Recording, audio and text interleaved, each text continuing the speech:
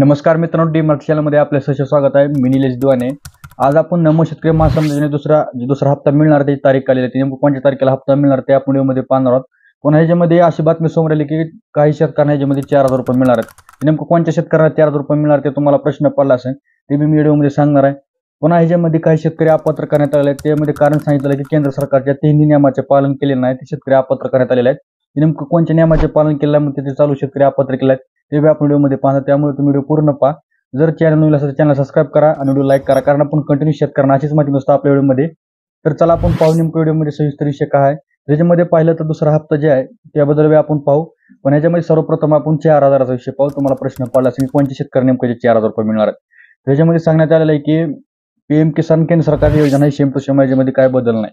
त्याच्यामध्ये पीएम किसानच्या जेव्हा 15 हप्ता मिळाला त्याच्यामध्ये शेतकऱ्याची जास्त वाढ होती, परंतु नमो शेतकरीचा पहिला हप्ता मिळताना त्यामध्ये शेतकरी संख्या कमी होती. तर मग आता राज्य सरकारनं काय केलेलं आहे, केंद्र सरकारकडून पीएम किसान जास्त शेतकरी होते सर्व डाटा मागून घेतलेला आहे. त्याच्यामध्ये शेतकऱ्यांची वाढ झालेली आहे आता नमो शेतकरी योजनेमध्ये.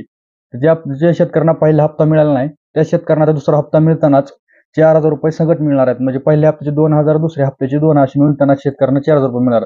ज्या शेतकऱ्यांना पहिला हप्ता मिळाला नाही त्या शेतकऱ्यांना 4,000 रुपये मिळणार आहेत.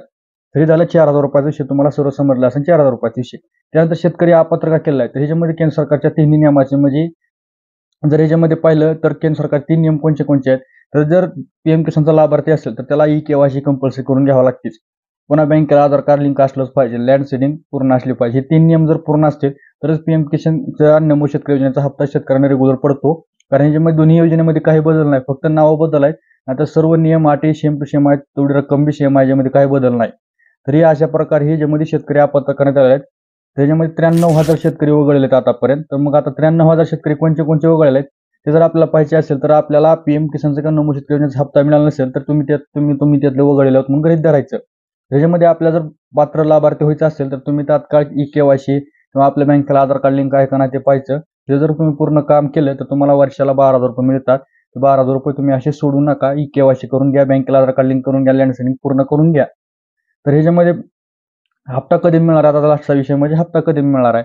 ह्याच्यामध्ये काही मोठ्या न्यूजपेपरने बातमी छापलेली आहे की डिसेंबरच्या अखेरीस, म्हणजे आपल्या आता या 10-12 दिवसांमध्ये नमो शेतकरी योजनेचा हप्ता 2,000 रुपये शेतकऱ्यांच्या अकाउंटला पडण्यास चालू होणार आहे, अशी माहिती समोर आलेली आहे. ही मोठ्या न्यूज पेपरने आणि न्यूज चॅनलने बातमी दिलेली आहे. म्हणून ही बातमी 80% आसपास खरी बातमी असेल असं मी गृहीत धरतो. कारण डिसेंबरच्या अखेरीस हप्ता पडून जाणार असे सांगण्यात आलेला आहे. तर आपण पाहू नेमकं डिसेंबरच्या अखेरीस हप्ता पडन का नाही. तरी डिसेंबरच्या अखेरीस मोठ्या न्यूजपेपरने बातमी दिलेली आहे, म्हणून मी सांगतो की हे पडन हप्ता. कारण ह्याच्यामध्ये 80% आसपास आपण स्वस्थ व्हा. तर अशा प्रकारे सविस्तर माहिती होती. व्हिडिओ कशी वाटली नक्की सांगा. जर चॅनल सबस्क्राईब करा, कारण आपण कंटिन्यू शेतकऱ्यांना अशीच माहिती नसतं आपल्या व्हिडिओमध्ये.